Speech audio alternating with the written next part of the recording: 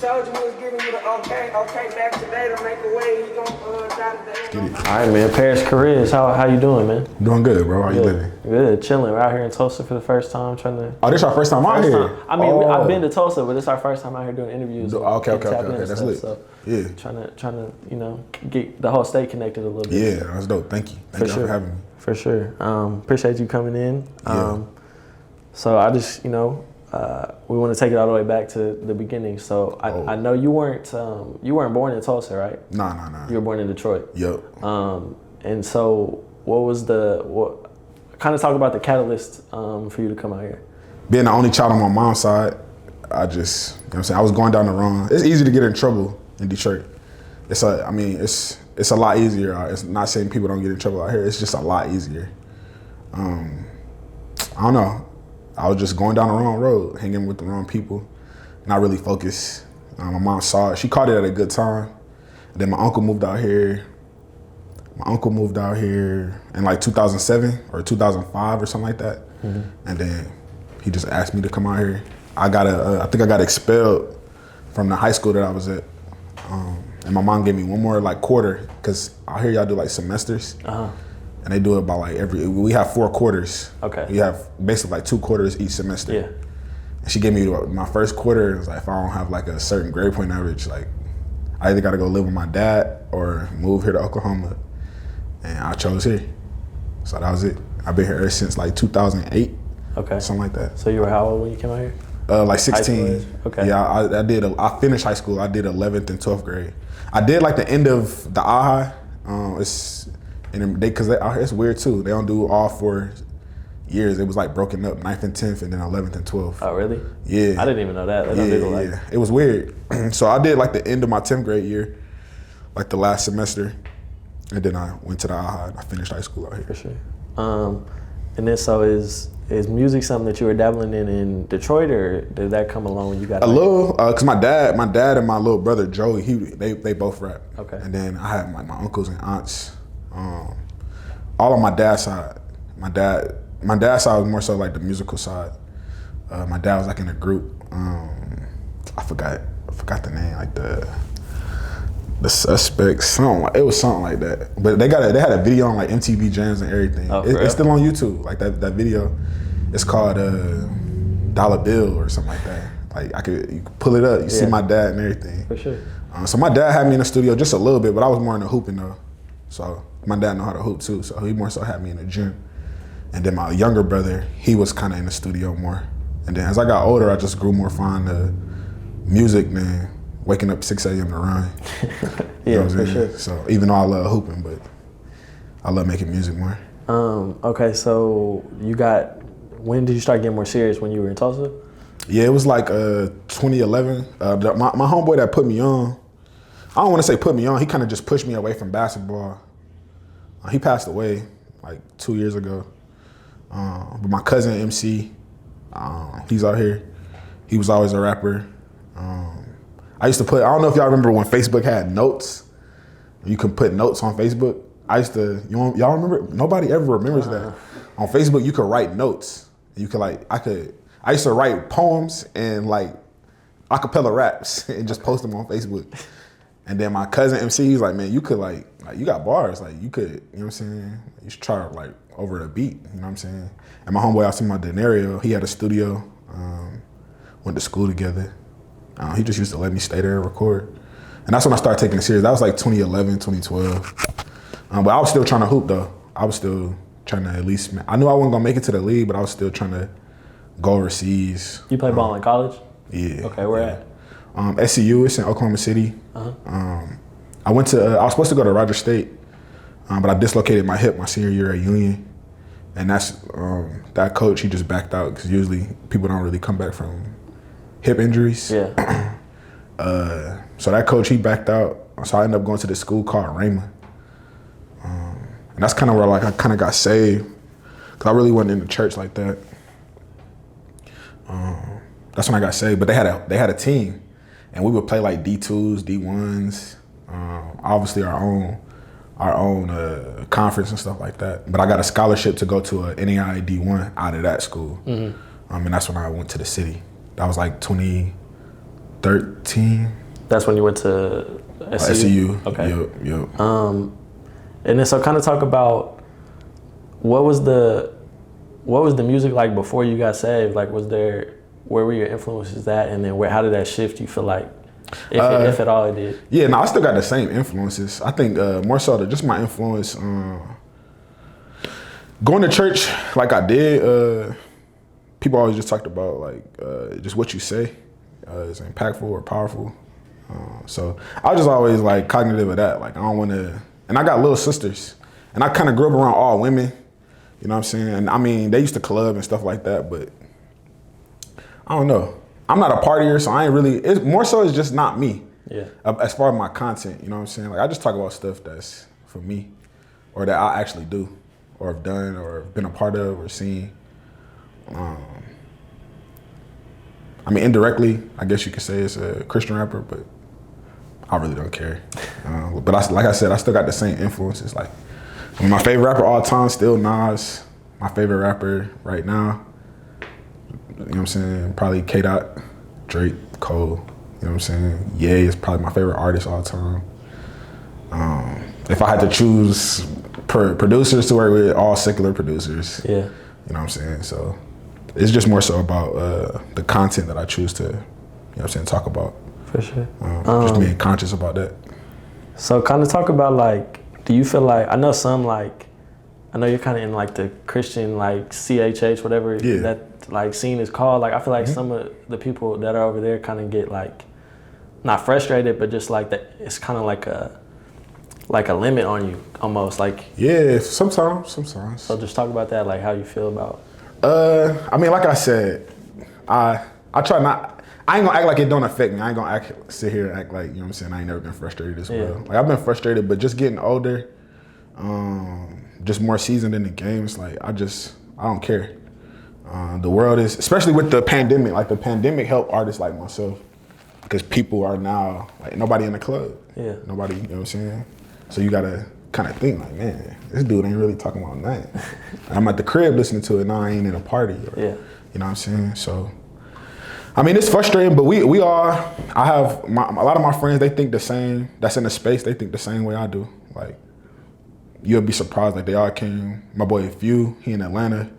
My boy Ty, my boy Aha Gazelle, he in Louisiana, Staringo.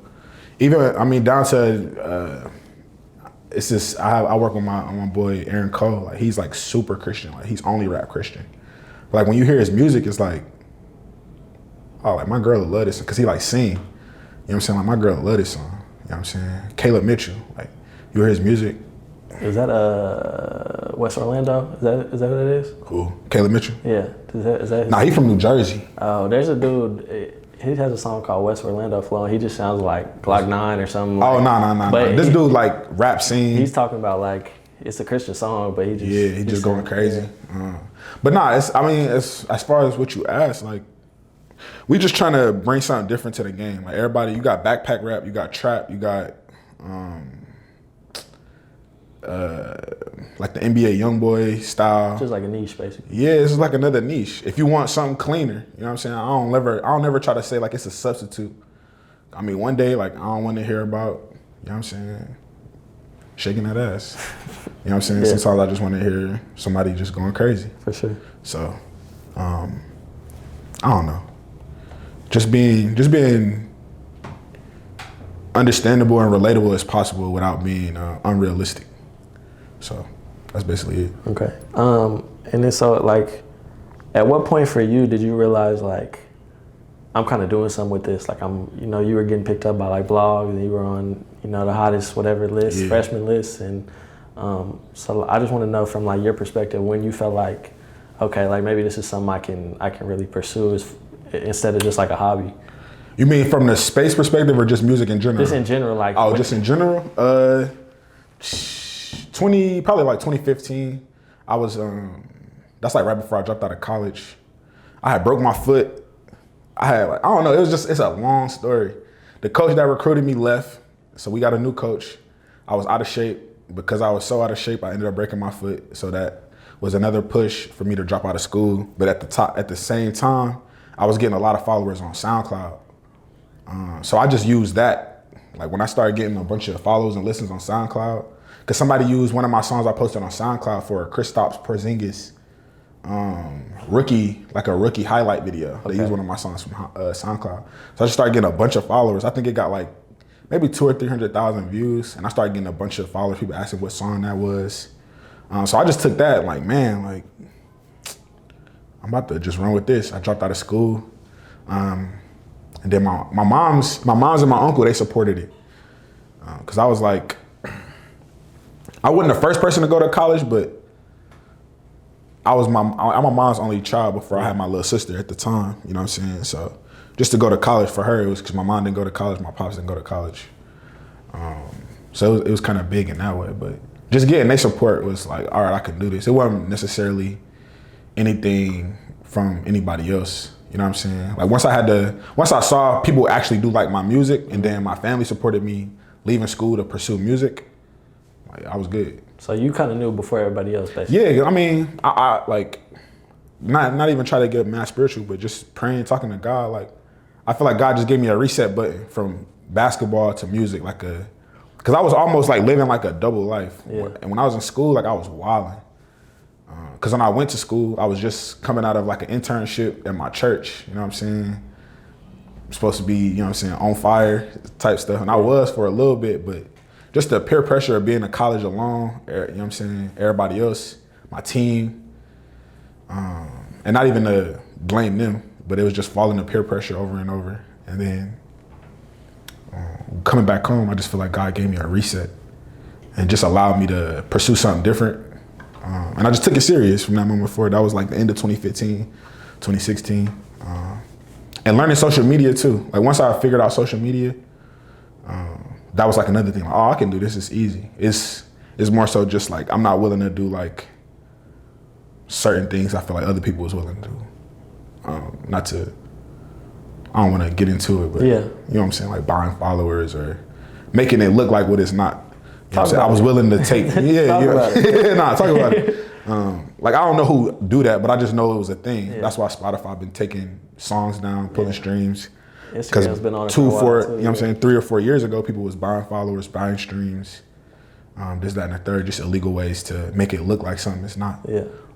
So once I caught on to that people do that and it affects you in the long run, I just chose what I call to just take the stairs over the elevator. Just grind it out, figure it out every time, every quarter, what looks different, what feels different. More so from a business perspective than like a social media trying to get famous perspective. Mm-hmm. Just thinking of it as, how do I promote myself as a business? How do I promote my team as a business? You got a product basically. That I'm trying to sell. Because I mean, one thing I don't think people understand that it's like 2,000 or maybe 3,000 songs uploaded a day. So it's like, out of those 3,000 songs, it's mad songs that's very good. It's mad songs that's great. So it's, from a product standpoint, like it's burgers, you know what I'm saying? But why should I try your burger? Yeah. You know what I'm saying? It's chicken spots everywhere, but why should I have your chicken and seafood spots? So it's the same thing. I just go into it with the mindset of the same thing, like giving somebody something different. I think that's why I just take pride in just being in the, I guess you could say, the Christian space. Not to try to, you know what I'm saying, like push my faith on other people, but just tell my story in an authentic way. For sure. You know what I'm saying? And just hope people will relate to it. So what I was gonna say, like we linked up with DB after all his, you know, he's done with the music. Like he'll tell you now, like he tell me all the time. So, but just kind of talk about like y'all's relationship. I'm curious, you know. Yeah. I was in college, and my boy Sid, one of my best friends, he's an artist in the city. He was supposed to be doing a song with DB. This like 2013, and we lived together. So he was like, like, man, I'm about to go meet this DJ. He want me to do this song, blase, blase. And we pulled up to DB's house. His wife is from Tulsa, and we went to the same church together. Y'all know Pastor Mike Todd? It's a pastor out here. It's our pastor. He's like a famous pastor. But we went to the same, I didn't know that she went to my church, you know what I'm saying? I seen her a few times, but I just never, you know what I'm saying? But when we put up to the house, she was like, oh, this is Parris. Like, she started telling DB, this is what I was telling you about, this is the CD that I'll be playing for you. And then while they was doing their song, he asked me, he was like, man, you want to do a song for me too, since you're here? Yeah. And then that was it. Like we did one song together. It's still on my SoundCloud. I did a freestyle to Nipsey Hussle's "Check Me Out." Yeah. I did a freestyle to that for him. And I mean, at the time, it's not that fire now, but at the time it was crazy. Yeah. Like he was like, "Bro, this is not stupid." We just started linking up ever since. Like we just helped each other. Like, I gave him music, and he pushed it. Like, you know what I'm saying? Like I was his artist. You know what I'm saying? We just worked at it like that. Like we never charged each other for nothing. It was just off the love, off the strength. It just became real close like that. And he always, the crazy part about Children is he always had that idea. Yeah. Like he had that idea like when I met him. Like it used to be God is Trill. Damn, I keep touching that. Mm-hmm. It used to be God is Trill. Like if you go back and see our old videos, we used to always have the hoodies, God is Trill. He's like, man, I'm gonna change it. Like this is cool, but I'm gonna change it to Children. Like Children are like, it's gonna be crazy. I'm like, all right, bet, like do it. And then now to see what it is now, it's like he a visionary. DB is a visionary. So he saw it with me, he saw it with this. So we was always like-minded, and it was just easy like that. That's my brother. For sure. So kind of when stuff started picking up for you, I know like you've talked about in other interviews, I don't want to get too much into like, you had kind of relationships with people that had situations where maybe you could have signed here or done something here. So what was the motivation for you, or like the thought process to go and like just do your own situation? I had a perspective change. I used to be very corporate because I majored in business administration. And business administration is more so like a culmination of all things business. It's not, you know what I'm saying, focused on one thing. So I was just always, from that and my professor, I was just always like corporate minded in a standpoint of like 360s are bad deals, but from a business perspective, it makes sense. Yeah. You know what I'm saying? Like I'm gonna give you $3 million in hopes that you get me my $3 million back. Yeah. And if you do, that's when you start making money. If that, you know what I'm saying? That's essentially how it goes. It's a loan, basically. It's a loan. You know what I'm saying? If the IRS gave you $3 million, they like, you only made 1.5 and you're asking for money. Like, where's the 3 million I gave you? Yeah. You know what I'm saying? But over time, seeing, like having relationships with like DB, because he's very like ownership. My uncle is my business manager. He's very like self-sufficient. You know what I'm saying? Self-sufficient. He started his own, he had like 3 different tax companies, you know what I'm saying? Real estate. So I just had a perspective change. And then over time it was like, cause I always felt like, to me, I don't care about bread. Like, I know it's kind of crazy to say that, but I really don't. You know what I'm saying? I'm like, it's not, I want to get signed because that's the best way for the most people to hear my music at once. You know what I'm saying? Yeah. Like the $3 million, I'll give it away. You know what I'm saying? Like, I mean, obviously I'll keep some for myself, but like I'll give it to my mom before I spend it. You know what I'm saying? Like, I just want people to hear the music. And that's partly because, you know what I'm saying? Like, that's something I feel like God pushes me towards as far as just trying to get people something that's different. You know what I'm saying? I'd rather people hear the song than me get, you know what I'm saying, a bunch of money that I own because I own my masters. Like that stuff became important to me as time went on. Like, man, like just learning more about how the actual industry came about to how it is now. Thinking not just about 360s, but how they had people in the, you know what I'm saying, contracts in the 60s and the 70s and the 80s. I don't know if y'all seen the Wu-Tang saga. Like, I didn't ever watch it. Man, y'all should watch that. Like, that gives, it's not a lot of insight, but if you just pay attention through the lines of the show, like, it was just showing you, like, they wasn't really trying to help the black community. They was just trying to eat off of it, profit off of it. You know what I'm saying? So learning more about the industry and stuff like that, I'm like, man, I should go into business for myself. My cousin, he started a clothing company called Town by himself. You know what I'm saying? Seeing it flourish, and now he's in boutiques. You know what I'm saying? My barber got his own barbershop. You know what I'm saying? Everybody around me was just doing. So I just had a perspective change because I was coming out of college. I was very corporate minded. You know what I'm saying? So just, I mean, that's pretty much it. Like, college will do that to you. Like, you need to get a job instead of creating something. You know what I'm saying? So, and like I said, my thought process, I just want people to hear the music.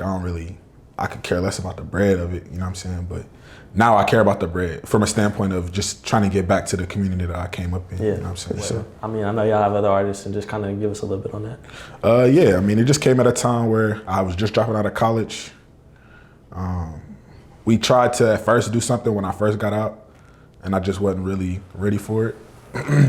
So as time went on, and just to see how people was, like I said, just seeing how people was reacting to the music, they loved it. And I was working, like everybody that's a part of my team, probably been my friend since I moved here. Outside of my, like one of our marketing guys, Dylan, like I met him like 4 years ago or 3 years ago. And we became close because I got pulled over and got arrested, and this man paid $800 to get me out of jail. And we had only known each other for like a couple months. Yeah. After that, like, man, we best friends now. Like, hey, we're good now. Yeah. But I mean, that's not to go too far into it, but that's pretty much it. It's just a collective of artists, creatives, producers. It's only like 8 of us. Our main engineer, he lives in Miami. He's from here though. Medicine. We just trying to, like I always tell people, I was just the first one to get seen out of all of the artists. I don't know if y'all know the photographer Reese Raw. Like, he's our photographer. My little brother Nello. Canvas is one of our producers. The Convo, he's an artist, but he's one of our writers. He just helps us like write when we have sessions. Centro is my little cousin and MC's little brother. He's in Atlanta. He's a part of it, but he's not. But he's, you know what I'm saying, he's been here since he was in 8th grade. Yeah. As far as just helping us with music and stuff like that. Like I said, Medicine. JV does all our creative direction and cover arts and stuff like that. Unless we, you know what I'm saying, outsource somebody. I mean, that's pretty much it. My manager, Nisi. So you got everything in house basically, like you. Yeah. Like, I mean, I'm willing to work with any and everybody. Yeah, for sure. But you don't need anybody. No, I don't really need nobody. You know what I'm saying? My business manager is my uncle. You know what I'm saying? So it's kind of like, that's dope. It's all fam. For sure. So man, like, obviously you've been doing your thing for a while, but I feel like in the last year or so, like, you just been like really gaining steam. You know what I mean? Yeah, like, for sure. Thank you. So kind of, do you notice a difference? Like, I feel like you've been popping up on everybody's tapes, and like, has the phone been ringing more and stuff like that? I would say so. It always felt the same to me because this is all I've been doing for like the last 4 years. Full time for the last 3 years. It's 2021. Yeah. So full time for the last 3 years, 4 years since I dropped out of college. It feels the same. You know what I'm saying? It feels the same. But it's more, I would say the difference is more, it's more professional. A lot of the times I was doing a lot of stuff for the love. Yeah. I was doing a lot of stuff like, yeah, man, just hit me. You know what I'm saying? Like, now it's like, I'll get in trouble. I'll get in trouble if I do something. Like, I had to tell my manager that I was doing this as light as this is, and I'm just pulling up. If I didn't tell my manager and this came out, she would be pissed. You know what I'm saying? No. And not like super pissed, like she's mad, but it's like, let me know what you're doing. You know what I'm saying? But I've been so self-sufficient, it's like I forget. You know what I'm saying? So, I mean, that's probably the most difference, that everything now is, or like even people, like my team, like my A&R, they forgot to, you know what I'm saying, send somebody their letter for like they back end, they pay. So they hit me like, yo, like I ain't been getting mine. So I don't have nothing, like once I get the information, the initial information from that point, I don't really have nothing to do with it. You know what I'm saying? It's somebody else. So it's like, stuff like that, like having to be a jerk. I think that's the most difference. Like, like now it's like at a point it's where a business. It's not just the homies making music, or you know what I'm saying, P just doing this thing. Now it's like I could get in legal trouble if, you know what I'm saying, if somebody feel like they got wronged. You know what I'm saying? So that's probably the major difference, not necessarily the phone. I've always been popular, so it feel the same. Not even to say it in that kind of way, but you know what I'm saying? Yeah. Just in that terms. I didn't even mean just like the people calling you. No, I know what you mean. Like, no, I'm speaking metaphorically too. Like, out of all my friends, I've always just been the most popular. You know what I'm saying? So it's not a difference in that. It's more so, like I said, just a difference in the business side. Like, just taking it more serious, being more head focused, not having thicker skin. That's a big thing too. Not being so sensitive to certain things. That's probably the biggest difference. So let's get into the 2045 project a little bit. Just kind of like the reception from your perspective and kind of like what the process of like why you felt like it was the right time to put the project out. Yeah. Is that over your head? Like, is that somebody was that decision made for you? As far as the project? Yeah. Nah. Cause I just got a distribution deal. Yeah. Like it's not really like they don't tell me, nah, you need to drop. Like, nah, it's more so just about dates and what I want to do. Mm-hmm. I just felt like it was time to, cause one thing I was very, like I was talking about sensitive. Like I'm sensitive to what people think about my music, or I used to be. So with 2045, it's like I just wanted to do something that I wanted to do.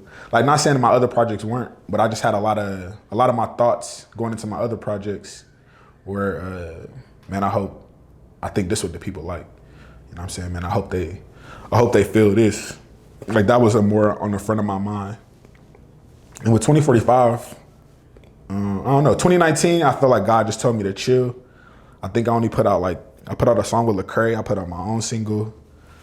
I did some shows. I feel like that was all I did 2019. And I feel like 2020, God just allowed me to just start going crazy. You know what I'm saying? And then the album, it took like a year, maybe like a year and 5 months to like finish it, to do the whole thing. Like, I was always working on it. It was just being more cautious about the things that, like how I went about certain things, or the process of putting it out. Because I was just used to uploading it myself. So I could upload it. I could have everything and make changes the last 7 days. Like, I had to turn 2045 in like 4 months before it came out. You know what I'm saying? So having to do stuff like that is like, you got to do stuff a lot faster, and you got to be more sure of yourself. Because once you turn it in, you can't get it back. And if you do, it's like, well, we got to push it back. You know what I'm saying? So just trying to have more confidence. That was kind of like the main thoughts of, like, this is the time to put it out. I don't know. It just felt right? Yeah, it just felt right. It was time. As far as the creative side of it, I just wanted to just show more of actually like who I am. I didn't want to be just the rapper. Like, I don't really consider myself a rapper. I kind of just more so go towards like the artist, just because I have pretty much anything I put out is like it's my idea. You know what I'm saying? The people that I work with just help, you know what I'm saying, bring it to life. Like I always say, I come with 60% of an idea and they take it to 100. You know what I'm saying? So I don't know. I hope that answered your question. Yeah, no, for sure. Yeah. And then so the last thing I really want to talk to you about is like kind of the state of like the music, like hip hop industry in Tulsa and Oklahoma, just in general, like kind of what your thoughts are on like where we're at and like where we could go, and you know what I'm saying, where it's come from. Yeah, it's come from like a dark place. Yeah, like a very divided, like because I really wasn't a part of. I was like just a little bit a part of the scene here prior to me dropping out of school. I was really into the scene in the city from 2013 to 2016 when I was living out there. It's come a long way. I think right now we're the most together we've ever been, and just to see, because I just like maybe like 3 weeks ago, I just heard of Neighborhood Barbie. That's our girl, man. She go hard. I mean, June, like Gang Ty June, like I've been hip to him for a minute. DB put me on P-Wop and N7. Yeah. Like I just got onto them. And then just as far as Tulsa, Dom, Steph, Tone, like my guys, MC, Nello. It's so many artists. It's in a good family state. Like everybody is helping everybody. Everybody is showing love. I mean, you always got your people that's mad about certain things, or that's just human nature. Yeah, it's just human nature. You're always gonna have, you know what I'm saying, conflict somewhere. Yeah. Everything ain't peaches and roses. But as like overall, like it's like, man, the most together. Like even us doing this, like this our first time coming to Tulsa to do an interview. Like that's lit. Like thank y'all too. Like this for y'all this to be our first time like having an interview with me. That's lit. But even in like in the city, Grand, Chris McCain, Thomas Who, neighborhood, you know what I'm saying? Southwest probably like the funniest nigga ever. Yeah. Like he cold. Like don't get me wrong about his music. Like he cold, he's but a like character, he's a for sure. character, bro. Like, he reminds me a lot of like his character. Like it's like a black youngster. Yeah. Like he's just silly. Yeah, for sure. You know what I'm saying?